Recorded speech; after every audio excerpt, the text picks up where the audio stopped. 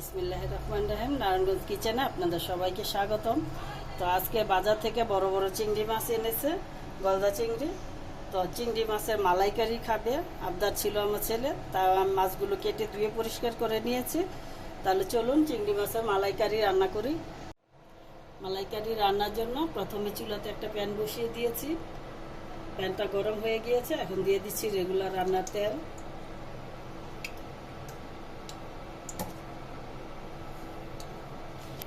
লবণ দিয়ে দিচ্ছি,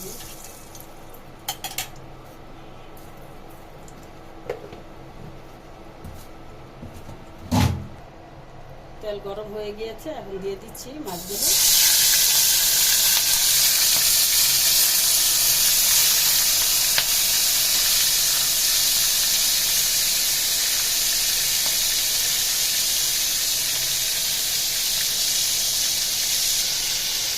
আমার মাছগুলো ভাজা হয়ে গিয়েছে, এমন লাল করে সবগুলো মাছ আমি ভেজে নিয়েই আগে।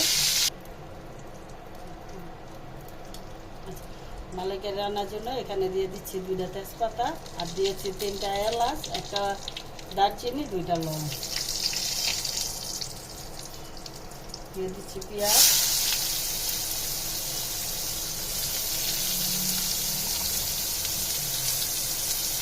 এবং পেঁয়াজগুলোকে লাল লাল করে ভেজে নিব।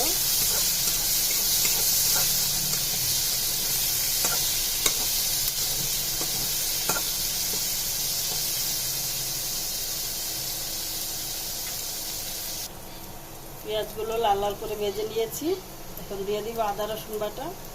1/2 চামচ দিয়েছি আদা বাটা, আর 1/2 চামচ দিব রসুন বাটা, আর দিয়ে দিচ্ছি ধনিয়া জিরা একসাথে বাটা দিয়ে দিচ্ছি 1 চামচ।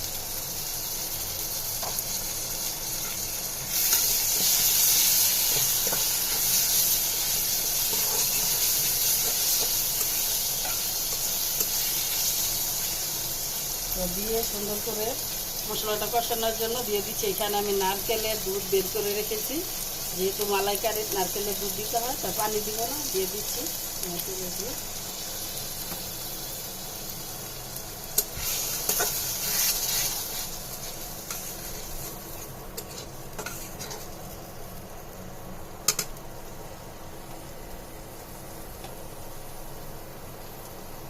এখন দিয়ে দিচ্ছি 1 চামচ কাজু বাদাম বাটা,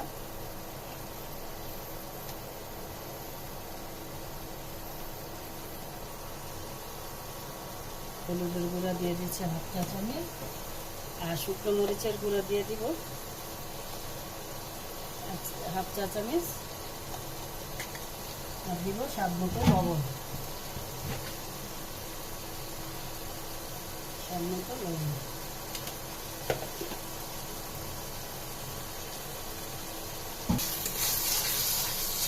সুন্দর করে মশলাটাকে কষিয়ে নিব।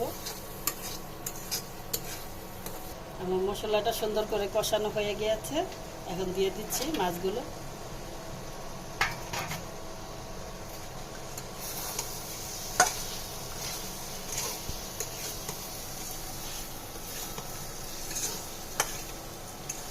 মাছগুলো দিয়ে মশলার সাথে মিশিয়ে নিয়েছি। এখন যে নারকেলের দুধ আছে, সম্পূর্ণ দুধটা দিয়ে দিব।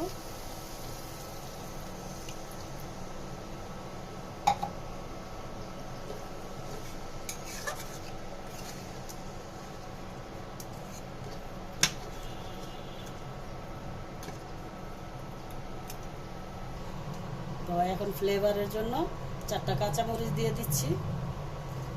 এখন ঢেকে দিব, ঢেকে দিয়ে রান্না করব।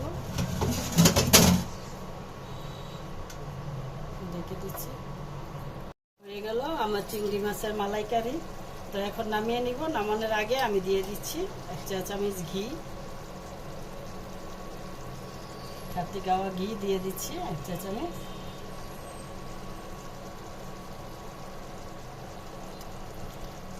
ঘিটা দিলে ফ্লেভারটা সুন্দর আসবে, আর খেতেও কিন্তু খুব সুস্বাদু হবে। তরকারির স্বাদটা দ্বিগুণ বেড়ে যাবে।